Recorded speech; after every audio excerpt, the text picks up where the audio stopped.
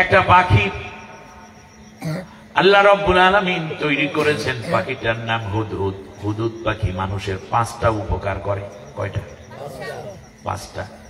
1 নম্বর হচ্ছে, যেই বাড়িতে হুদহুদ পাখি থাকে ওই বাড়িতে বদজিন ঢোকে না। যেই বাড়িতে হুদহুদ পাখি থাকবে সেই বাড়িতে মহামারী হবে না। সুবহানাল্লাহ। যেই বাড়িতে হুদহুদ পাখি থাকে সেই বাড়িতে আগুন লাইগা ঘর বাড়ি পড়বে না। যেই বাড়িতে হুদহুদ পাখি থাকবে সেই বাড়ির মানুষগুলো কোন রকম ডাকাত কিংবা অন্যায়কারীদের কবলে পড়ে না। হুদহুদ পাখির ঠোঁটের আগাটা যদি আপনি কেটে রাখেন, উপরের অংশটা যদি পুরুষ কোমরের মধ্যে ধারণ করে, একেবারে আগা দিয়ে কাটবেন যাতে ওর কষ্ট না হয়। আর নিচের অংশটা যদি নারী তার কোমরের মধ্যে ব্যবহার করা শুরু করে দেয়, যে দাম্পত্য জীবনে যাদের সন্তানাদি নাই, আল্লাহ রাব্বুল আলামিন এই হুদহুদ পাখির ছোঁয়ার বরকতে আল্লাহ তাআলা তাদেরকে সন্তান দান করবে। খেয়াল করুন, একটা সুন্দর ছোট্ট তথ্য। এই তথ্যটা আমি পেয়েছি, কিন্তু আমার কাছে গ্রহণযোগ্য হয়নি। আগের গুলো গ্রহণযোগ্য, কিন্তু এরপরেও কেউ কেউ আমল করছে, আমি শুনছি, কিছু উপকারও পাচ্ছে। আল্লাহ তাআলা তাদের দাম্পত্য জীবনে সন্তান নাই, আল্লাহ যেন তাদের নেককার সন্তান দিয়ে কোলটা ভরপুর করে দেন। এবারে আসি সুলাইমান আলাইহিস সালামের রাষ্ট্র পরিচালনার, রাষ্ট্রের স্বাধীনতার যেখানে তিনি থাকেন, একটি ঐতিহাসিক ঘটনার 100 বছর পূর্তি উপলক্ষে তিনি একটা বড় কুচকাওয়াজের অংশগ্রহণ করলেন। খুব ঠান্ডা মাথায় কথা নিতে হবে, কেউ নড়াচড়া করবেন না। গুরুত্বপূর্ণ একটি জায়গা।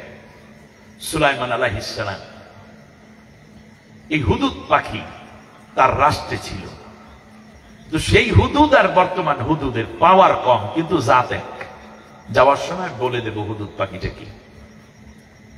এক পর্যায়ে সুলাইমান আলাইহিস সালাম সৈন্যদের কুচকাওয়াজে প্যারেড গ্রাউন্ডে সালাম গ্রহণ করছেন, কিন্তু মন্ত্রী পরিষদের 2টা মন্ত্রণালয়ের দেখার দায়িত্ব যেই মন্ত্রী, তার নাম ছিল একটা পাখি, পাখিটার নাম ছিল হুদহুদ।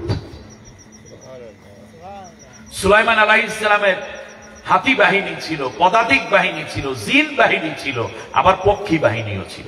সুবহানাল্লাহ। পাখিকে মন্ত্রণালয় দিয়েছেন, একটা হলো পানি সম্পদ মন্ত্রণালয়, পানি ও খনিজ সম্পদ মন্ত্রণালয়, আরেকটা হচ্ছে তথ্য মন্ত্রণালয়। 2টা মন্ত্রণালয় দেখতো একটা পাখি, পাখিটার নাম হুদহুদ পাখি। সুবহানাল্লাহ। রাষ্ট্র পরিচালনায় পাখিও লাগে। সুলাইমান পাখিকে বাদ দেন নাই, হুদহুদ এমনকি পিঁপড়াকেও সম্মান করেছেন। আর আমরা যদি এরকম হয়ে যায় যে আমি রাষ্ট্র চালাবো, আমার দল, আমার লোকই যথেষ্ট, দেশে অন্য ভালো মানুষ থাক আর বন্ধ থাক, ও আমার দরকার নাই, একজনও লাগবে না, তার রাষ্ট্র চলতো না, থামিয়ে যাইবে। ঠিক কালকে কইলেন, এত বড় সত্য কথাটা। আরে আপনার রাষ্ট্রের মেথরও আপনার দরকার।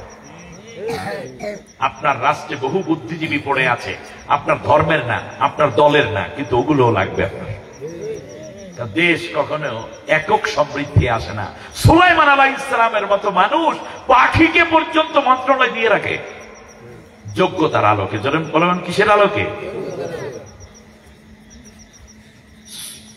হুদহুদ পাখির মাথার ভেতরে 51টা নিউরন ছিল। ওই নিউরন গুলো এত শক্তিশালী ছিল, পাখিটা যদি আকাশ দিয়ে উড়ে যেত, 10 কিলোমিটারের মধ্যে যদি কোনো খনি থাকতো, মাটির নিচে তেলের খনি, স্বর্ণের খনি, হীরার খনি, কয়লার খনি, গ্যাসের খনি যদি থাকতো, তাহলে আস্তে করে হুদহুদ পাখি জমিনে বসে পড়তো, ঠোকর দিয়া দিয়া তারপর দেখাইয়া দিত। জিনেরা যাইয়া মাটি বালু সরাইয়া, পাথর সরাইয়া নিচ থেকে এমডি করে হীরা, স্বর্ণ,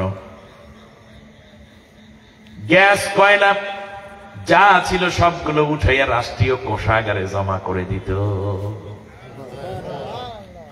অপরদিকে মরুভূমির মধ্যে পানির বড় অভাব।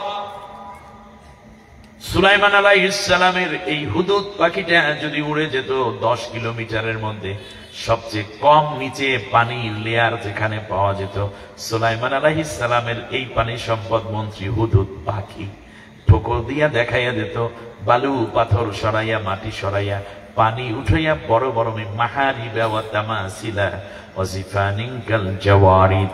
আল্লাহ রাব্বুল আলামিন বলেন একসাথে 1 লক্ষ মানুষ পানি পান করতে পারে এইরকম বড় বড় লোহার ড্যাগ জিনেরা বানাইতো। জিনেরা এক এলাকা থেকে আরেক এলাকায় উড়াইয়া নিয়ে যাইতো। এই ড্যাগ ভর্তি পানি কইরা ঘরে ঘরে পানি পৌঁছাইয়া দেওয়ার ব্যবস্থা করতো জিনেরা।